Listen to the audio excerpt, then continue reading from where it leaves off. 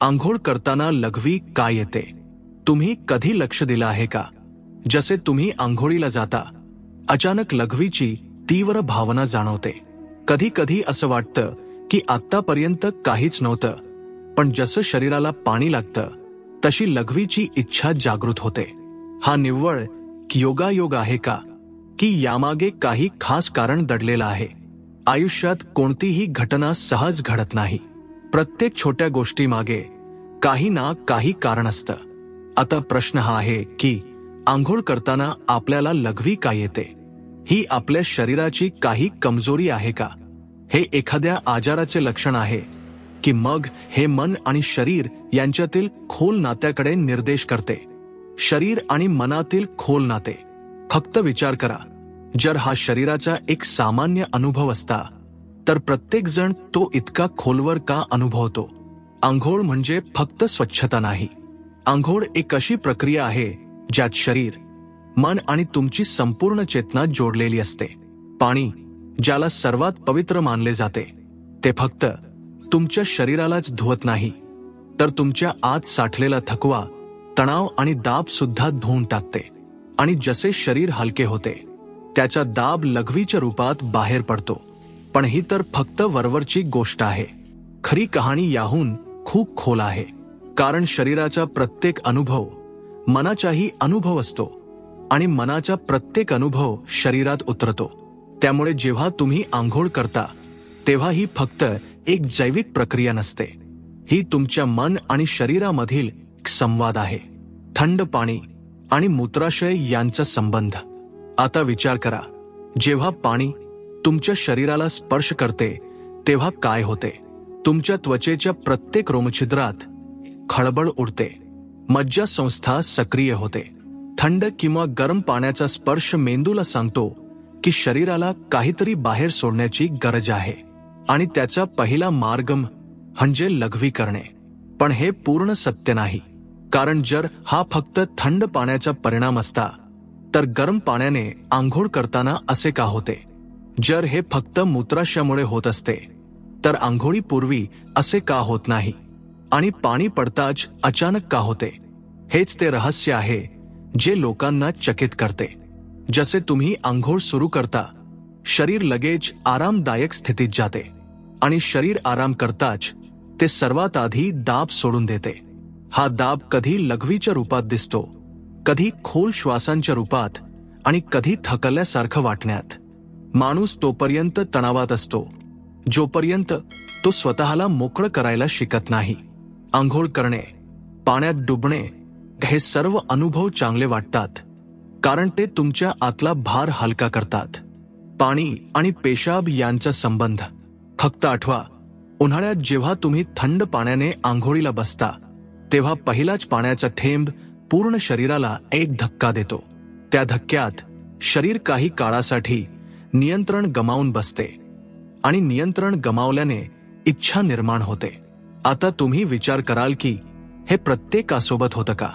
हो, जवळजवळ प्रत्येकाने कधी ना कधी हे अनुभवले आहे. पण फरक हा आहे की काही लोक याला सामान्य मानून विसरून जातात, तर काही जण यामागे लपलेल्या रहस्याचा शोध सुरू करतात. आणि जो शोध सुरू करतो तो जीवनाच्या ख्या ज्ञानाच्या जवळ पोहोचतो. कारण इथे एक नाजूक गोष्ट लपलेली आहे. पाणी आणि लघवी दोन्ही एकाच तत्वापासून बनलेले आहेत. जेव्हा बाहेरून पाणी शरीराला स्पर्श करते तेव्हा शरीराच्या आतले पाण्याचे तत्वही प्रतिक्रिया देते. हाच निसर्गाचा संतुलन आहे. हा एक अनुनाद आहे. शरीर आणि निसर्गामधील नाते आरशासारखे आहे. जे काही बाहेर घडते ते आतही प्रतिबिंबित होते.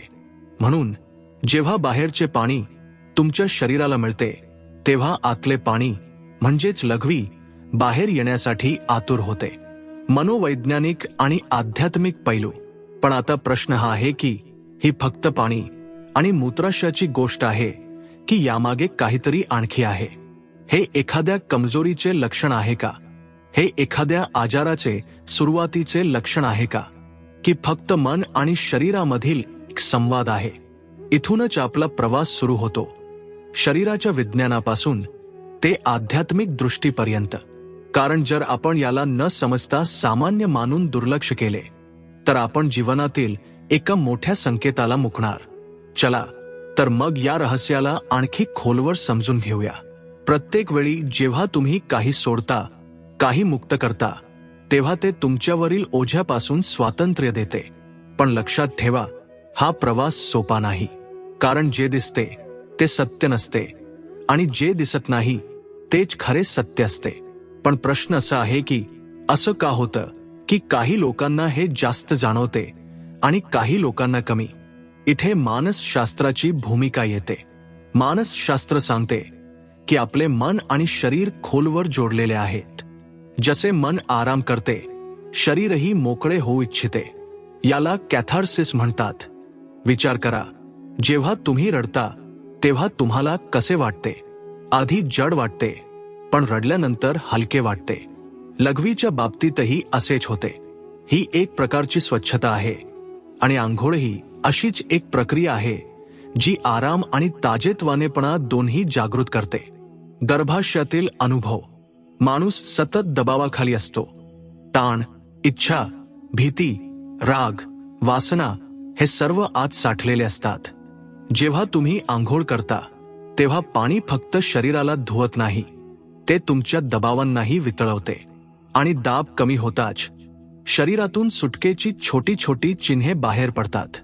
म्हणजेच लघवीची इच्छा फक्त जैविक नाही तर मनोवैज्ञानिक सुद्धा आहे.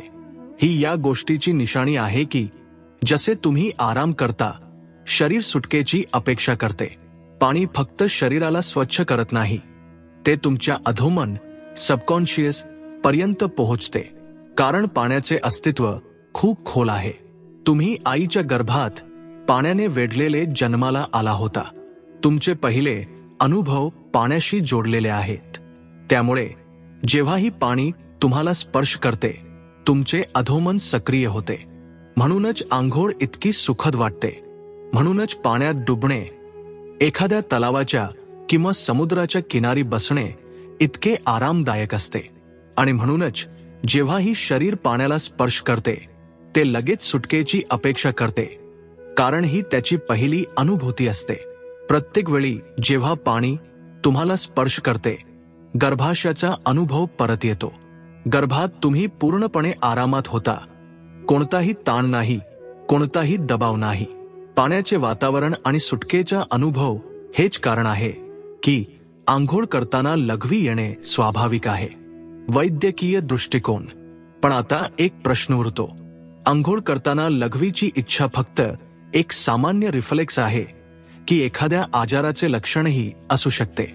विज्ञान मानते की जर ही समस्या खूप वेळा होत असेल, खूप जास्त तीव्र इच्छा होत असेल किंवा तुम्ही ती नियंत्रित करू शकत नसाल, तर हे ओव्हरॅक्टिव्ह ब्लॅडर किंवा इतर कोणत्याही वैद्यकीय स्थितीचे लक्षण असू शकते. पण जर हे कधीतरी होत असेल तर हे पूर्णपणे नैसर्गिक आहे, अगदी सामान्य आहे. आता विचार करा, तुम्ही कधी लक्ष दिले आहे का की ही इच्छा तेव्हाच वाढते जेव्हा पाणी टाकले जाते? याचा अर्थ इथे ट्रिगर पाणी आहे. आणि पाणी फक्त शरीराला नाही तर मेंदू आणि अधोमनालाही स्पर्श करते. पाण्याचा आवाज, साऊंड ऑफ वॉटर. अनेकदा नळाच्या पाण्याचा किंवा शॉवरच्या पाण्याचा आवाज ऐकून मेंदूला लघवी करण्याची भावना निर्माण होते. हा एक प्रकारचा मानसिक प्रतिसाद, कंडिशन रिस्पॉन्स आहे.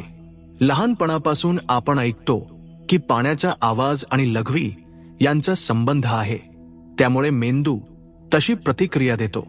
2 स्नायूंचा आराम, मसल रिलॅक्सेशन. गरम पाण्याने अंघोळ केल्यामुळे शरीरातील स्नायू शिथिल होतात. यात मूत्राशयावर नियंत्रण ठेवणारे स्नायू, ब्लॅडर मसल्स देखील समाविष्ट आहेत. स्नायू शिथिल झाल्याने मूत्राशयावरचा दाब कमी होतो आणि लघवी करण्याची इच्छा तीव्र होते. 3 वॉटर इमर्शन. Water immersion. जेव्हा शरीर पाण्यात बुडते तेव्हा शरीरावर पाण्याचा दाब पडतो. हा दाब रक्तवाहिन्यांवर पडल्याने रक्ताभिसरण वाढते आणि मूत्रपिंडांकडे, किडनीत रक्तप्रवाह अधिक वेगाने होतो. यामुळे मूत्रपिंड अधिक मूत्र तयार करतात आणि लघवी करण्याची भावना वाढते. 4 शरीराचे तापमान, बॉडी टेम्परेचर. अंघोळ करताना शरीराचे तापमान बदलते. थंड पाण्याने अंघोळ केल्यास शरीरातील रक्तप्रवाह बदलतो आणि काही वेळा त्याचा परिणाम मूत्राशयावर होतो. ही सर्व कारणे एकत्र येऊन अंघोळ करताना लघवी होण्याची शक्यता वाढवतात. ही एक सामान्य आणि नैसर्गिक शारीरिक क्रिया आहे. तर खरा प्रश्न हा आहे की तुम्ही याला फक्त एक समस्या मानून दुर्लक्ष कराल की एक संकेत म्हणून घ्याल की शरीर आणि मन दोघांनाही आराम हवा आहे, हलकेपणा हवा आहे, स्वातंत्र्य हवे आहे. प्रत्येक प्रकारची सुटका फक्त जैविक नसते, ती आध्यात्मिक देखील असते. तुम्हाला सुटकेचे छोटे छोटे क्षण दिले आहेत जेणेकरून तुम्ही एका मोठ्या सुटकेकडे वाटचाल करू शकाल. लघवी, अश्रू, हास्य हे सुटकेचे छोटे मार्ग आहेत, पण ध्यान ही सर्वात मोठी सुटका आहे. म्हणजेच जर तुम्ही हे समजून घेऊ शकला की ही इच्छा का येते, तर तो फक्त एक शारीरिक अनुभव राहणार नाही, तर ध्यानाकडे एक पाऊल बनेल. असेच प्रेमंद महाराजजींचे व्हिडिओ पाहण्यासाठी तुम्ही आमच्या NH मराठी टिप्स चॅनलला नक्की सबस्क्राईब करा.